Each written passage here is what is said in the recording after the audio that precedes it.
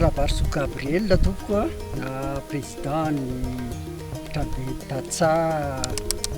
eto Kaominina Viliahazo.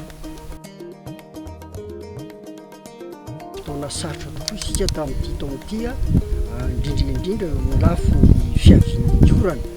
nay aty Avaradrano ity dia tara ny fiavian'ny orana. Raha ny marina zany raha atao mahitsy ny filazana dia hoe tsy hitovy mihitsy amin'ny vokatra isan-taona ny vokatra amin'ity taona ity.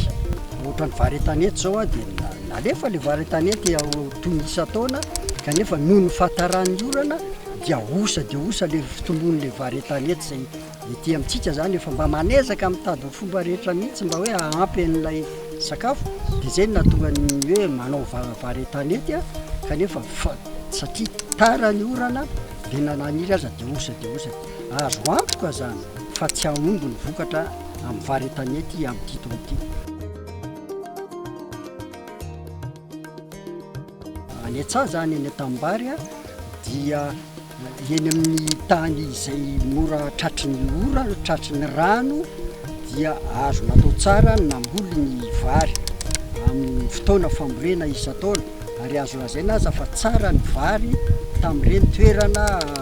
tratrin'ny rano ireny. Ny akabeazan'ny tanimbary nefa raha ity ampovoan-tany ity ity ampovoan-tany indrindra amin'ity Kaominina Viliahazo ity dia naitsa toerana saron-drano ny misy le tanimbary. Eo no ilana mihitsy ny hoe inona no atao satria ho sarotsarotra zany ity taona ity raha eo amin'ny vokabary no resahana.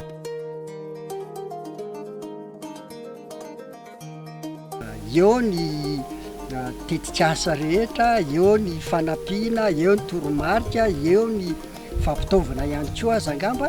kanefa dia iverinay fa zava-dehibe indrindra ary mba antitra terinay misitsy mba isiany teknisianina maharitra aty ambanivohitra koa mba fiangaviana indrindra tompoko dia ny hoe aoka raha tena mba hotsinjovina ny 2.valopolo malagasy aoka tsy ho atao atsirambina mihitsy fa mba ho atao mihitsy ohatrany hoe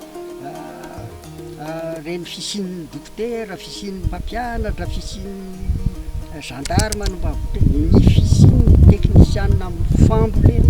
sy fiompiana mba hanara-maso akaitsy dia akaitsy ary hiara-iasa amin'ny tantsara.